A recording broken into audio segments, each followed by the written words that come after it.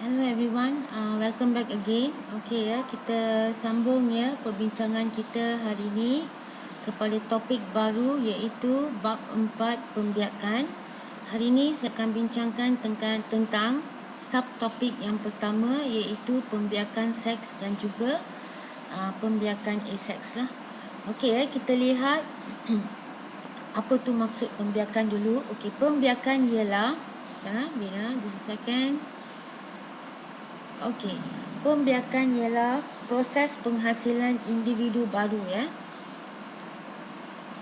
Proses penghasilan individu baru. Individu baru oleh organisma hidup. Okey ya, individu baru oleh organisma hidup.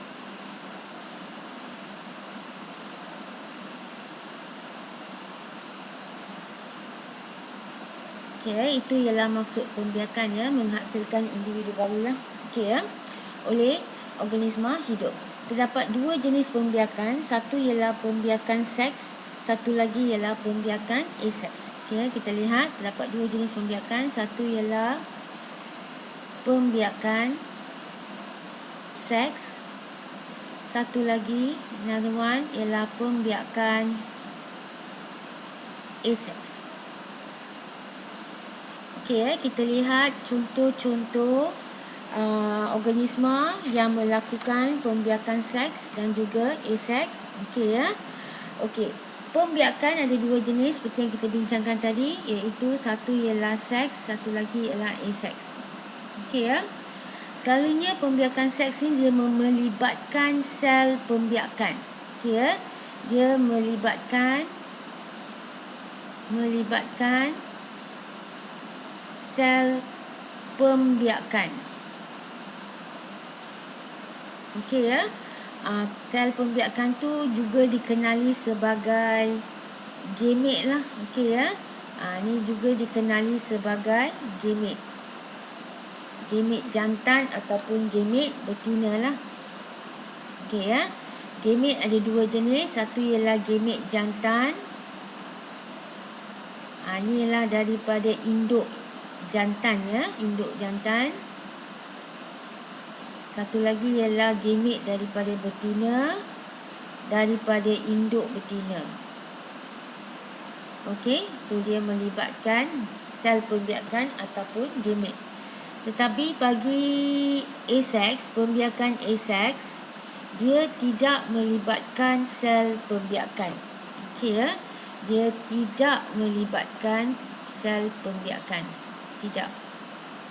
Okey, so boleh dikatakan ini satu perbezaan ya. Seks melibatkan sel pembiakan, aseks tidak melibatkan sel pembiakan. Okey, kita lihat, kita discuss contoh-contoh organisma yang melakukan pembiakan seks dengan aseks lah. Okey ya, so let us see. Bagi pembiakan seks, selalunya organisma peringkat tinggi lah, contohnya tumbuhan ya. Berbunga, manusia, haiwan semua melakukan pembiakan seks. Kita lihat contohnya ialah manusia. Okey, manusia. Haiwan berperingkat tinggi. Okey, haiwan berperingkat tinggi. Okey, haiwan peringkat tinggi. Peringkat tinggi. Okey ya. Apakah yang dimaksudkan dengan haiwan peringkat tinggi? Saya rasa kamu pernah belajar ya tentang kategori haiwan. Kita boleh kelaskan haiwan ni kepada 5 kelas kan? Saya tunjuk kat atas ya. Okey, saya tunjuk kat sini. Kalau kita kata haiwan, ada 5 kumpulan besar haiwan. Kita boleh kategorikan kepada 5 kumpulan yang besar, iaitu mamalia. Okey, mamalia. Burung. Okey, burung. Reptilia.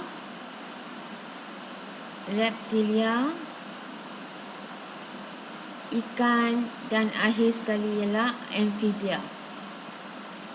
Okey ya, you have learned this before. pernah belajar ni sebelum ni ya, sebelum di sekolah rendah lah. Okey ya, ada 5 kumpulan haiwan yang paling peringkat tinggi, iaitu mamalia, burung, reptilia, ikan dan amfibia. So kita manusia dikategorikan dalam kumpulan mamalia. Okey ya. So itu yang kita maksudkan dengan haiwan peringkat tinggi. Dan seterusnya tumbuhan pun menjalankan pembiakan seks, selalunya melibatkan tumbuhan berbunga. Okey ya, tumbuhan berbunga. Okey. So tumbuhan berbunga juga menjalankan pembiakan seks, tumbuhan berbunga. Okey. So kita lihat contoh-contoh organisma yang melibatkan pembiakan aseks pula. Okey, selalunya dia melibatkan tumbuhan, contohnya seperti bawang, halia, okey ya, ubi kentang. Contoh tumbuhan seperti ini melakukan pembiakan aseks. Dan juga organisma yang ringkas. Okey ya, organisma ringkas. Okey ya. Boleh daripada organisma unisel ataupun organisma multisel, tapi yang ringkas lah. Contohnya seperti amoeba. Kalau kita kata organisma unisel, okey ya, dari kategori organisma unisel kita pernah belajar contohnya seperti amoeba. Okey ya, paramecium. Semua ni menjalankan pembiakan aseks. Dan juga organisma multisel. Okey ya, kalau contoh organisma multisel hanya ada satu sahaja organisma multisel. Okey ya. Contoh yang ketara ialah yang umum ialah Hydra. Okey ya.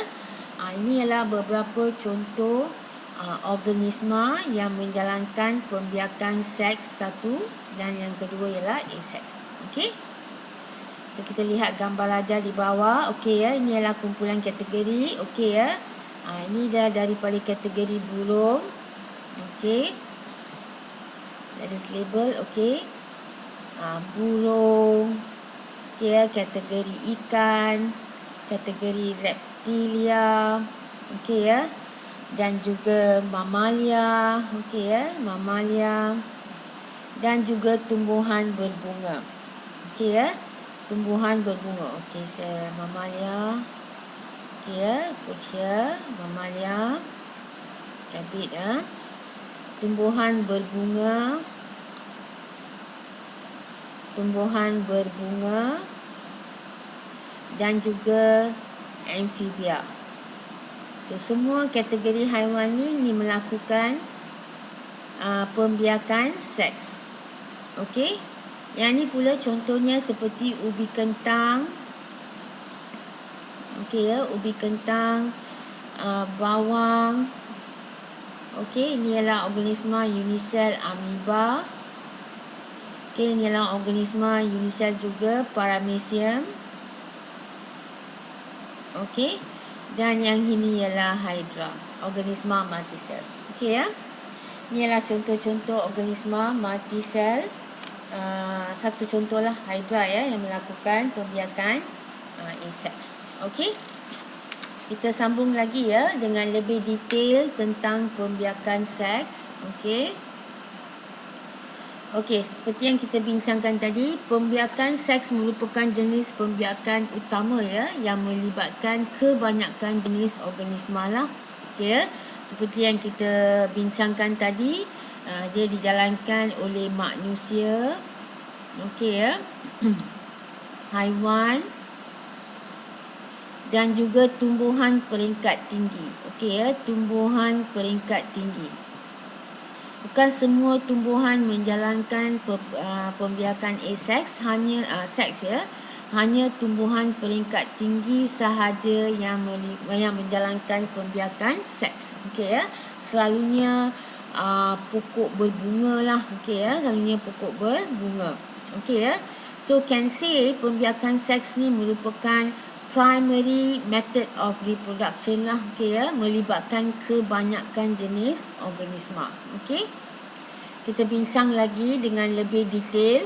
Okey, sebelum ini kita ada bincang ya tentang pembiakan seks. Saya ada bagi tahu bahawa pembiakan seks ni melibatkan sel pembiakan atau gamete. Okey, kita lihat ya apa itu sel pembiakan atau gamete dan cara penghasilan apa kita kata gamete ini. Ni yang kita kata gambar rajah ni dia melibatkan, okey ya, menunjukkan proses penghasilan gamete. Okey ya. Proses penghasilan gamete. Okey ya, proses penghasilan gamete. Yang ini spesifiknya merujuk kepada manusia ya. Ini spesifiknya merujuk kepada organ pembiakan manusia. Organ pembiakan manusia. So kita ada dua jenis, satu ialah lelaki dan perempuan. Okey ya. So ini ialah organ pembiakan lelaki. Okey ya, ataupun jantan lah. Okey ya, organ pembiakan bagi lelaki. Okey ya, di mana kita labelkan dia sebagai kita namakan dia sebagai testis lah. Okey ya, testis ialah tempat di mana gamete tu dihasilkan. Okey ya. Dan yang ini ialah organ pembiakan bagi perempuan. Okey ya, organ pembiakan perempuan. Okey ya, ataupun betina lah. Okey ya, organ pembiakan lelaki, organ pembiakan perempuan, di mana gametenya dihasilkan spesifiknya di ovari. Okey ya. So maknanya kalau organ pembiakan lelaki ni maknanya dia menghasilkan induk jantan. Dia menghasilkan induk jantan. Manakala organ pembiakan perempuan menghasilkan induk betina. Induk betina. Okey ya. So bila bila dia melibatkan penghasilan gamete yang terhasil, okey ya, ini ialah kita panggil ya gambar rajah yang ni yang kamu lihat ni ialah gamete jantan. Gamete jantan yang lebih dikenali sebagai sperma. Okey ya, saya labelkan dengan merah. Okey ya. Okey, dia dipanggil sebagai sperma. Okey. Manakala bagi organ pembiakan perempuan, okey ya, organ pembiakan perempuan dia akan menghasilkan gamete betina. Gamete betina yang dikenali sebagai ovum. Okey ya, it is known as ovum lah. Okey. Ini yang kita kata sel-sel pembiakan lah. So persenyawaan. Okey ya. Katakan ni ialah ovum. Okey ya, sperma. Okey. Ini ialah proses persenyawaan. Persenyawaan di antara sel sperma dan ovum inilah yang menghasilkan individu baru, iaitu dia membentuk zygote yang berkembang menjadi bayi dalam kandungan ibu. Okey. So maknanya gamete jantan akan masuk ke dalam badan perempuan semasa persenyawaan. So bila sperma tu disenyawakan oleh ovum di tube Fallopian, organ pembiakan perempuan ya, persenyawaan ni berlaku, dia akan membentuk zygote. Zygote inilah yang akan berkembang menjadi embrio dan seterusnya membentuk bayi. Okey ya. So kita akan bincangkan persenyawaan ni dengan lebih detail lagi dalam next lesson. Saya sambung sedikit lagi tentang kepentingan pembiakan seks. Okey ya. Apa kepentingan pembiakan seks? Satu, dia menghasilkan generasi baru. Okey ya. Satu, dia menghasilkan generasi baru atau menambahkan zuriat. Okey ya, menghasilkan generasi baru. Okey. Satu lagi ialah generasi baru ataupun induk yang dihasilkan berbeza daripada induk, menghasilkan generasi baru yang berbeza daripada induk. Yang berbeza daripada induk. Sebab tu anak yang dihasilkan dia mempunyai ciri-ciri bapa dan ibunya sekali. Okay, dia mewarisi ciri-ciri dari kedua-dua ibu dan bapanya lah. Okay, sebab kamu boleh lihat ya, sebahagian daripada kandungan genetik ialah sebenarnya daripada bapa, sebahagiannya daripada ibu dalam proses persenyawaan ni. Okey ya, yang membentuk zigot dan bayi. Okey. So dia menghasilkan generasi baru yang berbeza daripada induk dan dia menunjukkan variasi. Menunjukkan variasi dari segi genetik. Okey ya, menunjukkan variasi dari segi genetik. So boleh dikatakan itu ialah kepentinganlah pembiakan seks. Okey. So itu sahaja untuk hari ini.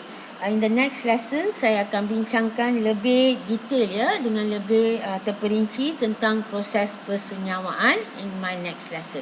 Okay, thank you very much. I'll see you in the next lesson.